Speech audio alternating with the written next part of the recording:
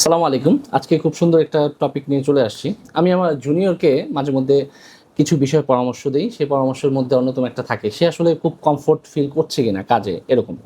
তো আমাদের তরুণদের মধ্যে এরকম অনেকে আছে, বন্ধু-বান্ধবে খুব কথা বলতে পারে। সময় নিয়ে আড্ডা দিতে পারে, খুব লম্বা গল্পে সে অভ্যস্ত। কিন্তু হঠাৎ করে যখন কোনো নতুন জায়গায় বা নতুন পরিবেশে তাকে পাঠানো হয়, সে আমতা শুরু করে। তো আমি আমার এক জুনিয়রকে বলছিলাম যে, "তুমি কোন কাজগুলোতে খুব বেশি কমফোর্ট ফিল করো আর কোন কাজগুলোতে করো না?"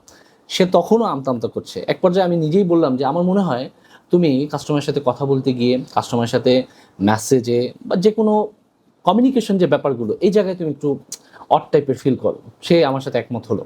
তো এখন এই জায়গায় অনেকেই আছে। শুরুর দিকে হয়, কারো অনেক সময় চলে যায়। এরপরও কমিউনিকেশনের এই টুকটাক ভয়টা যায় না। কারো সাথে ফ্রেন্ডলি কথা বলার যে ব্যাপারটা, এটা আসলে একদিনে হয় না। কিন্তু আপনি যদি মনে করেন যে আপনার পরিবর্তন হওয়া জরুরি, আপনি চান নিজের পরিবর্তন, তাহলে এটা খুব সহজ। প্রথমে তো চাইতে হবে যে আপনি আসলে নিজেকে পরিবর্তন করতে চান। দ্বিতীয়ত প্র্যাকটিস করতে হবে এবং কোন বিষয়গুলোতে আপনার ঘাটতি, ওই বিষয়গুলো সামনে নিয়ে প্র্যাকটিসের মাধ্যমে সামনে যেতে হবে।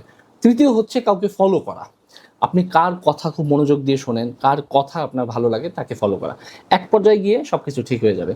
তো আমি আমার জুনিয়রকে যেই উপদেশগুলো দিচ্ছিলাম অ্যাজ এ সিনিয়র হিসেবে, বড় ভাই হিসেবে, সেই ব্যাপারটা চাইলাম আপনাদের সাথেও শেয়ার করতে। আশা করি আপনাদেরও কাজে লাগবে।